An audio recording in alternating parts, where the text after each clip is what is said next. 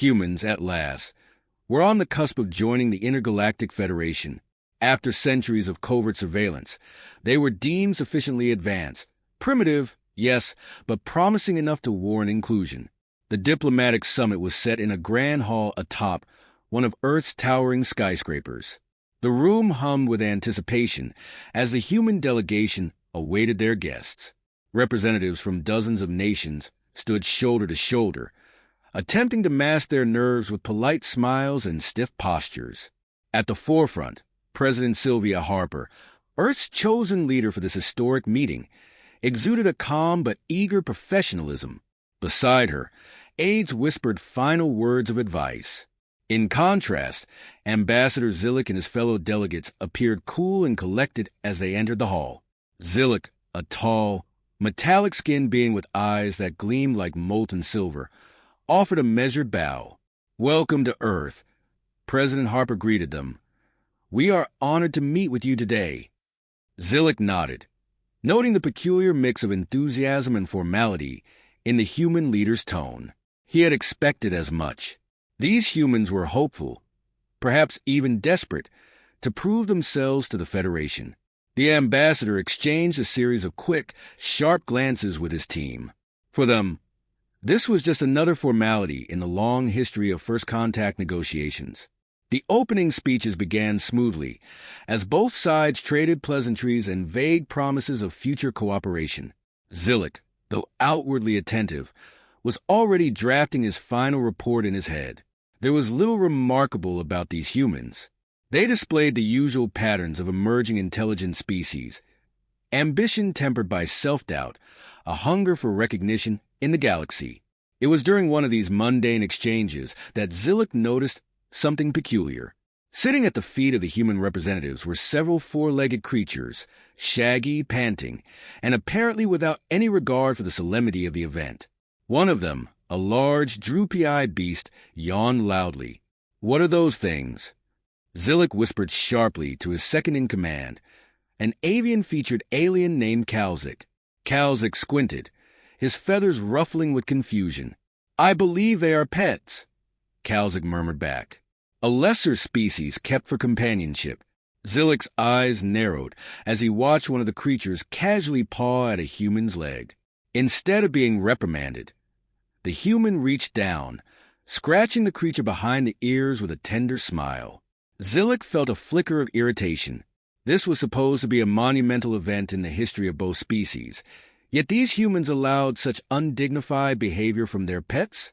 As if on cue, the creature, some kind of drooling hound, let out a deep, resonating bark, echoing across the chamber. Zillick stiffened, his senses jolted by the sudden noise. The human delegation hardly reacted, save for a few amused chuckles. President Harper, noticing Zillick's startled expression, smiled apologetically. "This is Brutus," she said, motioning toward the dog, who wagged his tail obliviously. "One of our, more enthusiastic participants in today's meeting." "Participants?" Zillick echoed, incredulous. Harper nodded. "Yes, well, dogs are a part of many human lives. They're loyal companions and bring us a lot of joy." Zillick exchanged a glance with Kalzik, his confusion deepening. Companions? The idea that a supposedly advanced species would share its most important moments with animals was baffling. And worse, the humans seemed to worship these creatures, feeding them, cleaning after them, serving them in ways that implied a strange inversion of authority. He had seen many civilizations rise and fall, but this was disconcerting. As the discussions continued, Zillick found his attention repeatedly pulled back to the dogs. They lounged lazily, occasionally wandering between the human representatives, oblivious to the weight of the occasion. One of them, a small, yapping breed, stood on its hind legs and pawed at a diplomat's leg until it was scooped up and placed in the official's lap. Zillick could hardly believe his eyes. "We feed them. We pick up after them," another human delegate explained casually during a lull in the talks. "They're family." "Family?" Zillick said, aghast. He could feel the growing discomfort among his team as they exchanged worried glances. This was not the orderly, hierarchical relationship they had expected between humans and their so-called pets. In fact, it was starting to look like the humans were the ones serving these creatures, bending their lives around the whims of their masters. His earlier confidence began to wane as a creeping realization took hold. Could it be that these creatures were not mere pets at all? He recalled countless hours of surveillance, but had they overlooked something vital about Earth's true rulers? With every passing moment, the dogs seemed more commanding and the humans more subservient. Zillick's mind raced, struggling to recalibrate his perception of Earth's power dynamics. He leaned toward Kalzik and whispered, "What if we've misunderstood everything?" Kalzik blinked in surprise, then looked back at the dogs. "Do you think they control the humans?" Zillick's silver eyes flickered with uncertainty as he watched another human eagerly throw a ball across the room, only for a dog to chase after it with gleeful abandon. "I don't know," he admitted, "but I intend to find out."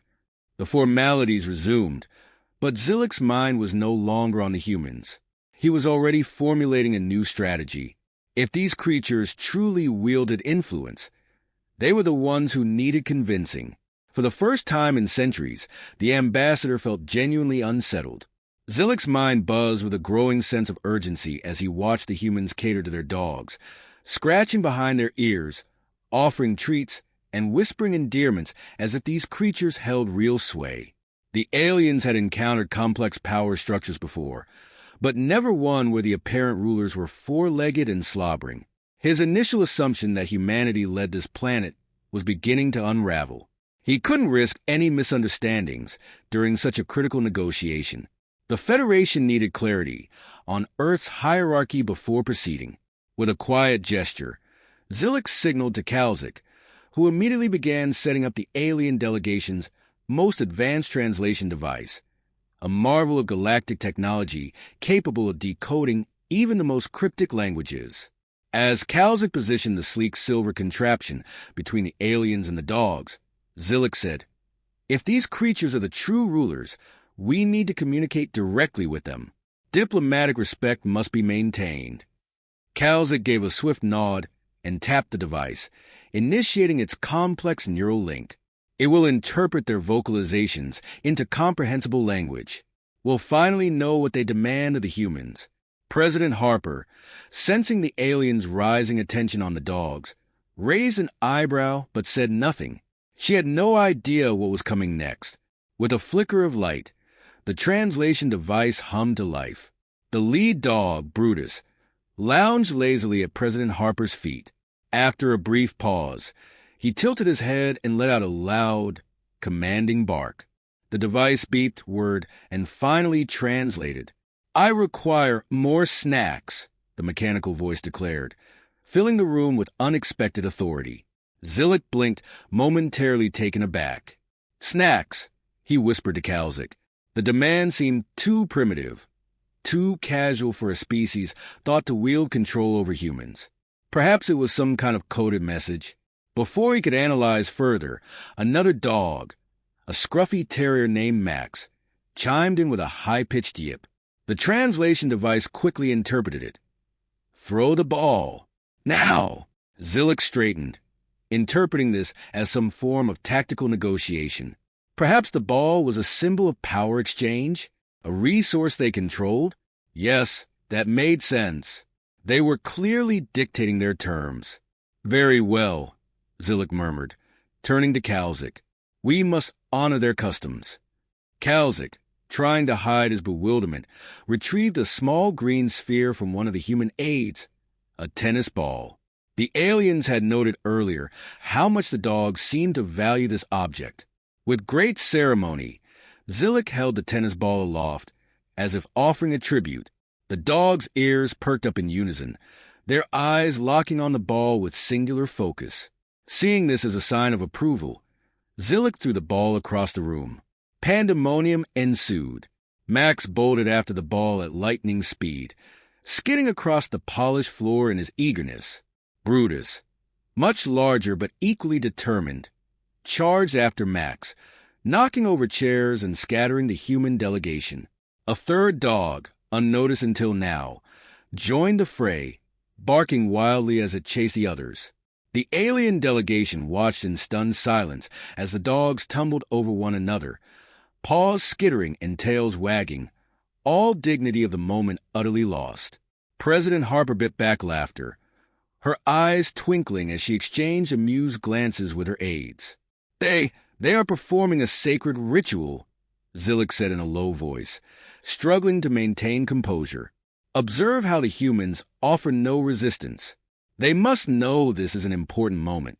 Another bark from Max came through the translation device. "I win!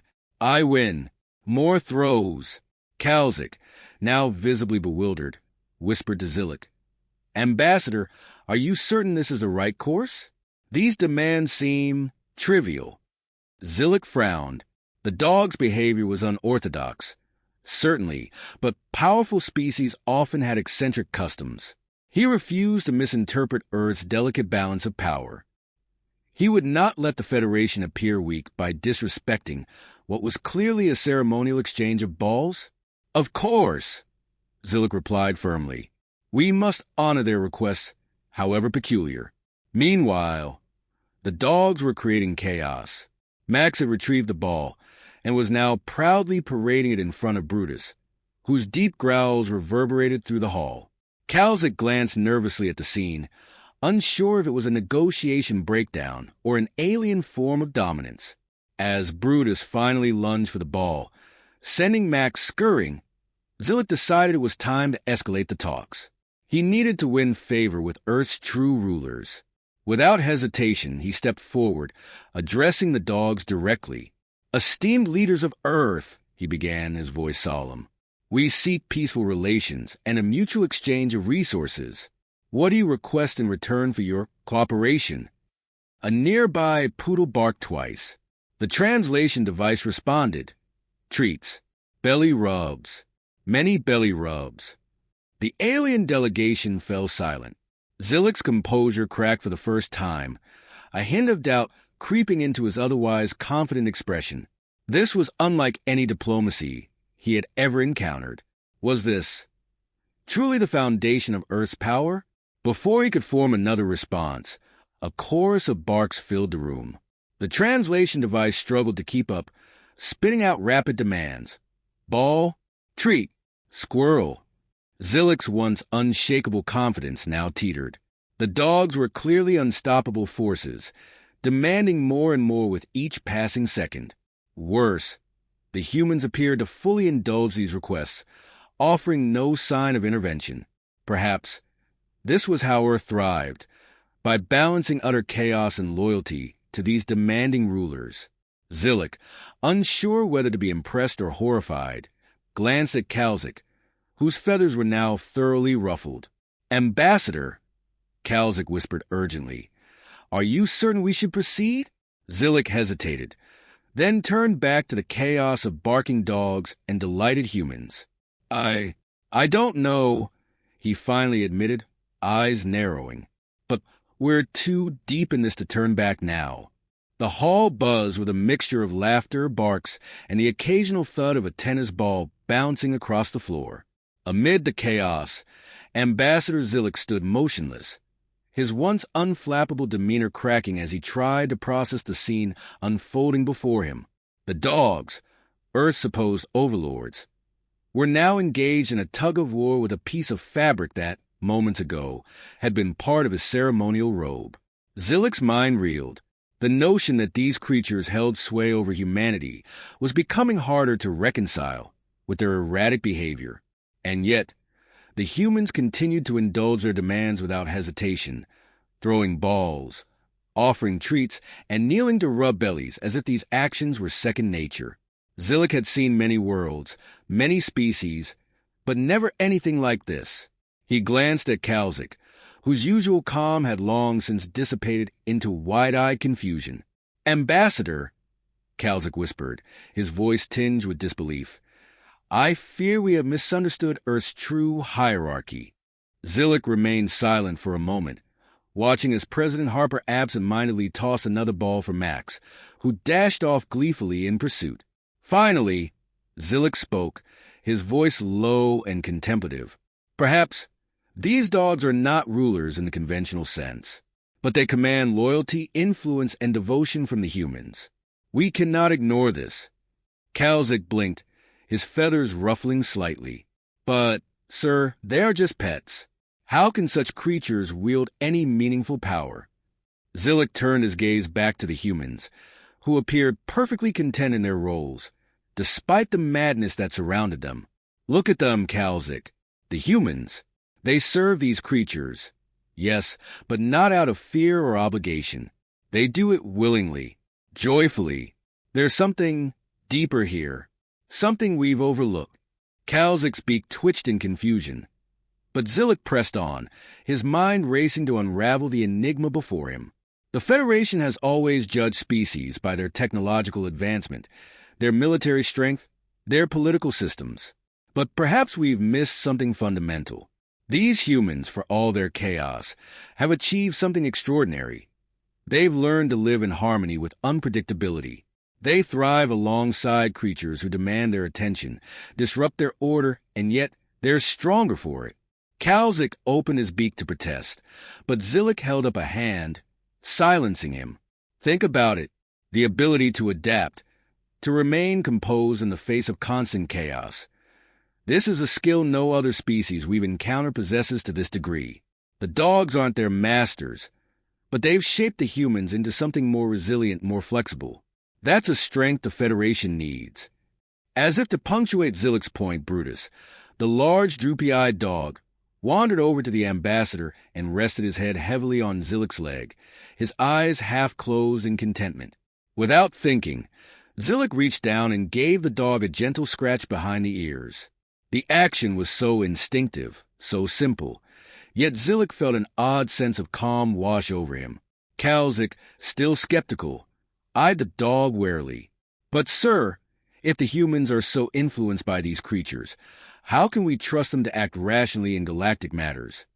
Zillick straightened, looking Kalzik squarely in the eyes. Because they've mastered something we have yet to understand. Balance. They live with chaos and still manage to thrive.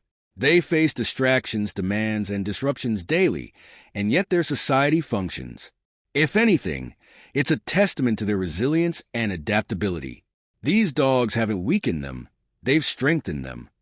Kalzik hesitated, then slowly nodded, his feathers smoothing as he processed the ambassador's words. At that moment, President Harper approached, smiling warmly as she surveyed the scene. Is everything all right, Ambassador? Our dogs can be a bit energetic, but they mean no harm. Zillick returned the smile, a newfound understanding softening his once rigid expression. I believe I finally understand, President Harper. You humans are truly remarkable. The Federation has seen many species with strict hierarchies and rigid control, but you've achieved something different, something unique. You've embraced chaos, and in doing so, you've developed a strength few others possess. Harper raised an eyebrow, glancing down at Brutus, who was now nuzzling Zillick's hand. I suppose you could say that. We've always found a way to coexist with our dogs. They may make a mess of things sometimes, but life wouldn't be the same without them. Zillick nodded thoughtfully. Indeed, your ability to maintain harmony in such circumstances speaks volumes about your potential as a galactic partner. The Federation needs species like yours, ones that can thrive in unpredictability and still achieve greatness. Kalzik, still absorbing the new perspective, finally spoke up. Does this mean we are recommending Earth for membership? Zillick's silver eyes gleamed as he looked around the room, at the humans, the dogs, and the chaos that had somehow transformed into a scene of peaceful coexistence. Yes, Kalzik, Earth has shown us something invaluable. They are ready. A wave of relief and excitement rippled through the human delegation as Zillick made his decision official. The Federation had come to Earth expecting to assess humanity's potential, but they had discovered something far more profound. A species capable of thriving despite the unpredictable, of finding joy and strength in the absurdity of life. As the formalities resumed and the humans prepared to celebrate their impending membership, Brutus gave a final, contented bark. Zillick couldn't help but chuckle. He had come to Earth expecting to negotiate with powerful beings, but it was the dogs and their influence on the humans that had shown him Earth's true strength. The dogs might not rule Earth, but they had shaped the humans into something far greater than the ambassador could have ever imagined. And now, Zillick was certain the Federation needed them.